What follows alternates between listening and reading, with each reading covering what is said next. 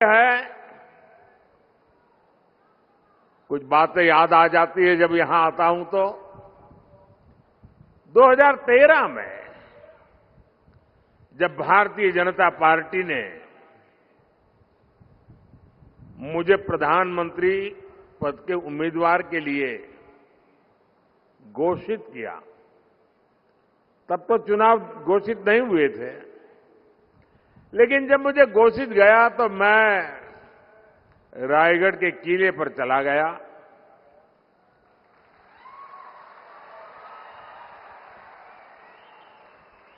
और कोई भी काम शुरू करने से पहले मैं छत्रपति शिवाजी महाराज की समाधि के सामने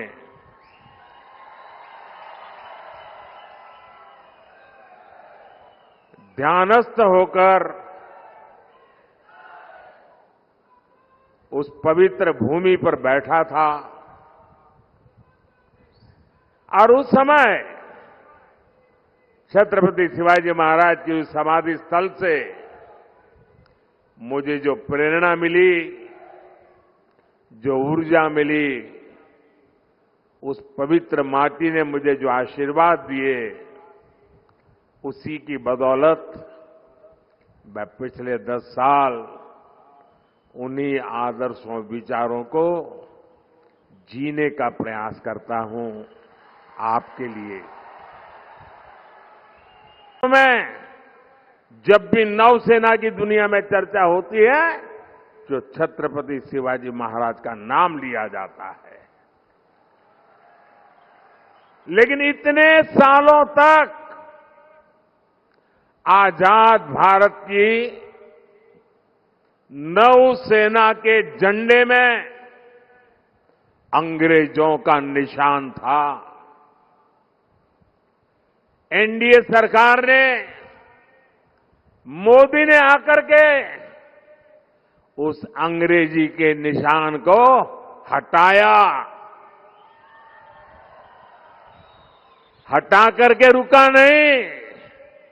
मोदी ने तय किया कि इस झंडे का ताकत तब बढ़ेगी कि हमारी नौसेना के झंडे में अब छत्रपति शिवाजी महाराज के प्रतीक को स्थान दिया जाएगा।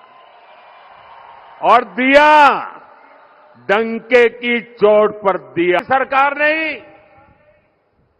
आरक्षण, जो पॉलिटिकल आरक्षण की व्यवस्था है, पहले जब अटल जी की सरकार थी तब उसका कार्यकाल बढ़ा दिया था, और जब मोदी को आपने अवसर दिया, मोदी ने फिर उस कार्यकाल को बढ़ा दिया।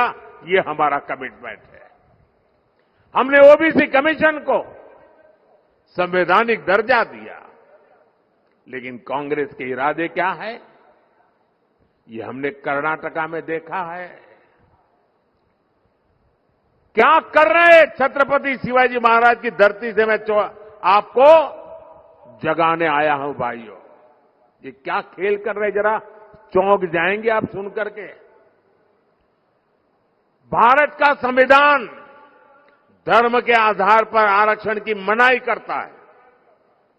बाबा साहब आंबेडकर धर्म के आधार पर आरक्षण की मनाही करते हैं, लेकिन उन्होंने क्या किया, कर्नाटका में ओबीसी को जो आरक्षण मिला हुआ है 27%, उन्होंने रातों रात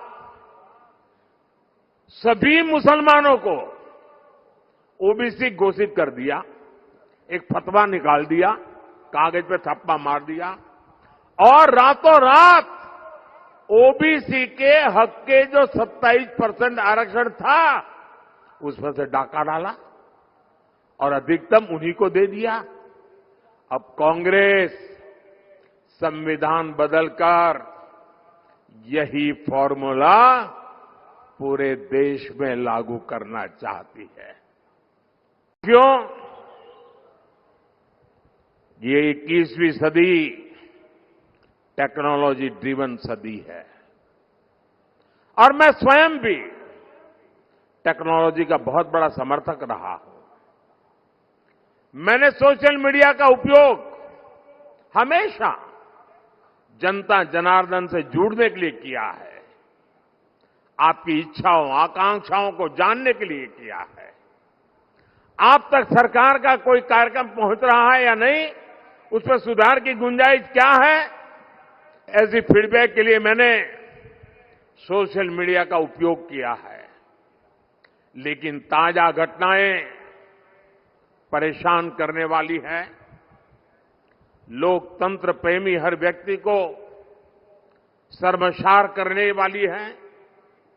जो लोग भाजपा से, एनडीए से मुद्दों के आधार पर, सच्चाई के आधार पर, अपने कार्य के आधार पर आमने सामने राजनीतिक लड़ाई नहीं लड़ पा रहे हैं, वो अब सोशल मीडिया पर फेक वीडियो फैला रहे हैं।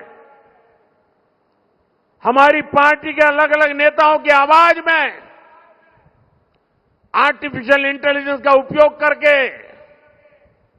कभी मेरी आवाज, कभी हमारे अमित भाई की आवाज, कभी हमारे नड्डा जी की आवाज, कभी हमारे मुख्यमंत्रियों की आवाज, और जो कभी हमने सोचा भी ना हो ऐसे वाक्य हमारे मुंह में रख करके आग लगाने की कोशिश कर रहे हैं। ऐसी खबरों से, ऐसे वीडियो से समाज के अंदर तनाव पैदा करने का षड्यंत्र चल रहा है। देश में अगर शांतिपूर्ण चुनाव चलते रहे तो इनके इरादे कभी भी सफल नहीं हो सकते, और इसलिए आने वाले 1 महीने के अंदर अंदर देश में कोई बड़ी हरकतें करने का इनका इरादा है। और मैं एक बड़ी गंभीरता से उन पर आरोप लगा रहा हूं। सामाजिक तनाव पैदा करके अनहोनी घटनाएं घटे, इसके खेल खेले जा रहे हैं। और इसलिए मैं छत्रपति शिवाजी महाराज की सातारा की पवित्र धरती से देशवासियों को कहना चाहता हूं, मीडिया के मेरे साथियों को कहना चाहता हूं कि लोकतंत्र की भलाई के लिए, देश में सुख शांति के लिए, देश की एकता के लिए कृपा करके जो भी फेक वीडियो निकलते हैं उनको हम एक्सपोज करें। ऐसे कोई भी वीडियो, कोई भी तस्वीर आपके व्हाट्सएप पर आए तो किसी सोशल मीडिया पर दिखे तो मेरा रिक्वेस्ट है पुलिस को जानकारी दे। उसको फॉरवर्ड करने से पहले सोचिए कहीं वो आपका भी नुकसान कर देगी, क्योंकि कानून बहुत कड़क है और मैं नहीं चाहता हूं कि निर्दोष नागरिक इसके शिकार हो जाए। और इसलिए ये फेक वीडियो, इन सब से हमारे समाज को बचाना हमारा दायित्व है। और ऐसे लोगों के विरुद्ध मैं इलेक्शन कमीशन से भी विशेष रूप से रिक्वेस्ट करता हूं कि आप उनके ऊपर कठोर कार्रवाई करने के लिए कदम बढ़ाएं। सरकार पूरी तरह सच्चाई के साथ रहेगी, ये मैं